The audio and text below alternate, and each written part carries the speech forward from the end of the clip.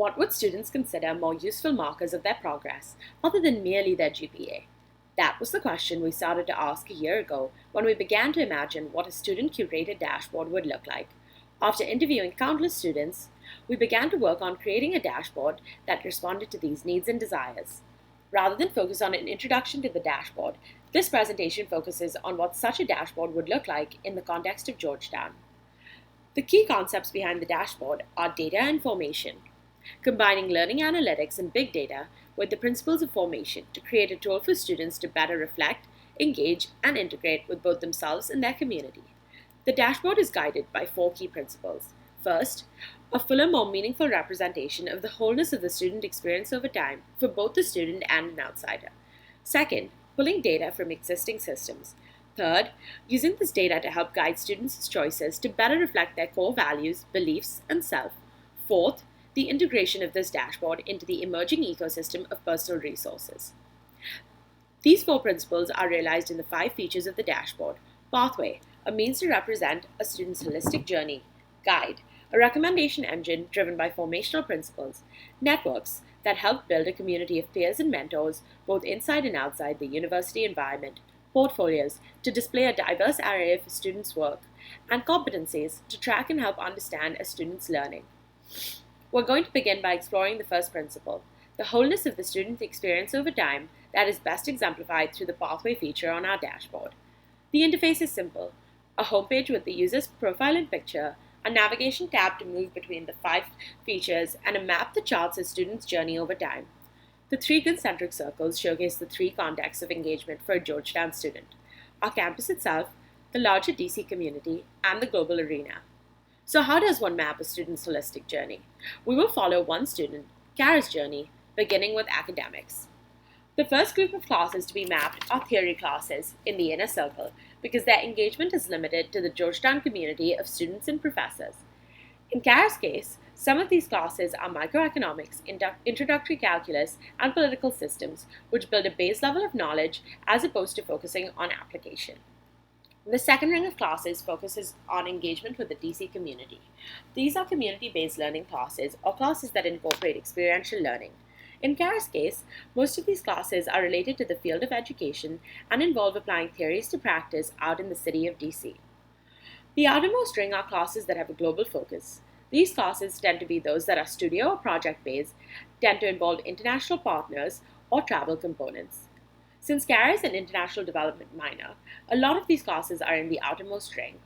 One of her classes involves an internship component in India that allows them to run a piloted development project they had modeled in class. ARCs connect classes to contextualize them within majors, minors, and gen eds. They show that Kara's classes fit into the education major and the international development minor. The next aspect to be mapped are co-curriculars, semi-structured recurring activities, clubs, and groups.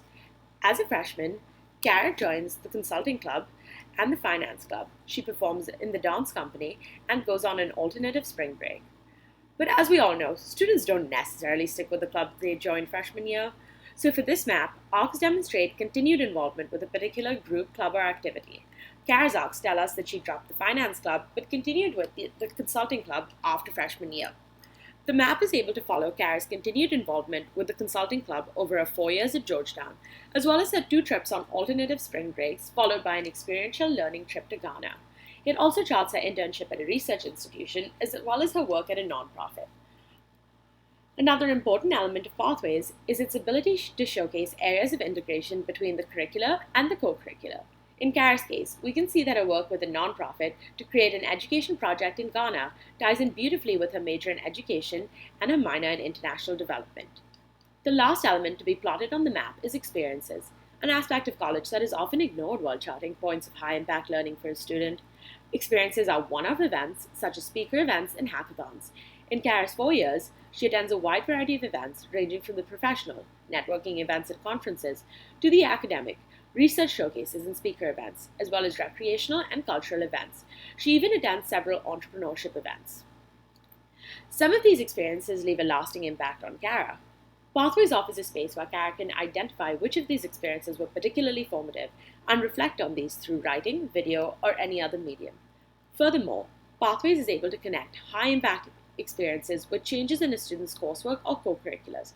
For Kara, attending a research showcase at Georgetown opened her eyes to the field and resulted in her successfully applying for a research assistant position at the Brookings Institution's Center for Universal Education. Thus, Pathway serves as both a more cohesive, holistic version of the transcript and resume by charting out a student's coursework, co-curriculars, and experiences through their time at college, and also as a tool to help students understand the interactions between these three and how they form the whole person. Next, we move on to the second principle. For features of the dashboard to function, they need aggregated data from both institutional and external sources. Most of this data, curricular data, co-curricular data, alumni data, and institutional data, is already available. The next guiding principle is helping students make organic choices. By using a recommendation engine based on formational principles, Guide presents the data that has been collected in the system to students in a manner that is easily understandable and executable. The recommendation has three features: Guide Me, Expand Me, and Disrupt Me. The first feature, Guide Me, helps students fulfill their core requirements as well as their major and minor requirements in a way that makes most sense given their interests and passion.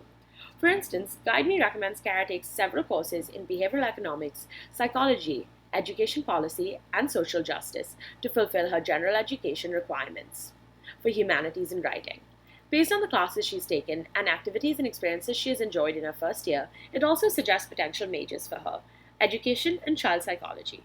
The second feature, Expand Me, uses prior coursework, activities, and experiences to recommend further learning opportunities in adjacent fields and areas. In Kara's case, her interest in education combined with her math skills results in Expand Me suggesting she work at an edtech startup. Based on her choice of major, it also suggests she join a tutoring program in DC. And based on her involvement and focus on creative problem solving with the consulting club, it recommends that she join an art club to develop a similar skill set that she is on the path to developing. Lastly, since Kara has enjoyed her alternative spring break experiences that focused on empowering homeless youth through education, it recommends a different program with similar core beliefs, one focusing on prison reform through continuing education programs. The last feature, Disrupt Me, focuses on recommending classes, co-curriculars, and experiences that are outside the student's comfort zone but are still linked to their core values and interests. It suggests speaker events in fields close to Kara's interests, including entrepreneurship, social justice, and nonprofit work. It suggests that Kara volunteer at the DC Central Kitchen to gain an understanding of vocational education. Finally, it suggests Kara study abroad in Rwanda at a refugee camp that needs educational programming in order for her to explore her academic interest in education and international development, along with her interest in social justice and her creative skills. The third feature of the dashboard is networks. Networks also builds on the principle of presenting data back to students in a meaningful way. Networks help identify individuals whom a student has interests and/or activities in common with. The networks features shows both the current connections of the student as well as recommending potential connections based on common denominators such as events attended and classes taken. The sizes of the circle represent the degree of closeness based on the number of common denominators. Larger circles have more common denominators as opposed to smaller circles. The circles represent a wide variety of individuals, from peers to alumni, to professors to professionals. This reflects the notion that mentorship is no longer a one-to-one relationship, but multiple nodes and connections both inside and outside the university. The last guiding principle is the need for the dashboard to be incorporated into the emerging ecosystem of higher learning.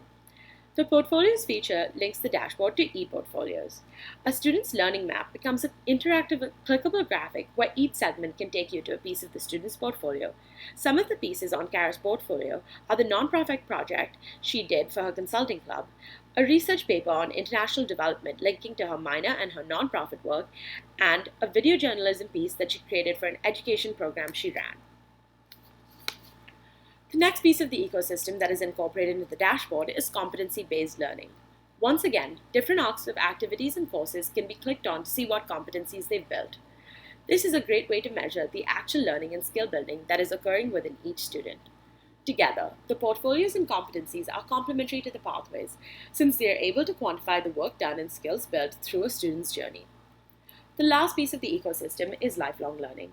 Many institutions are aiming to engage alumni throughout their lives. The dashboard is an exciting means to do so.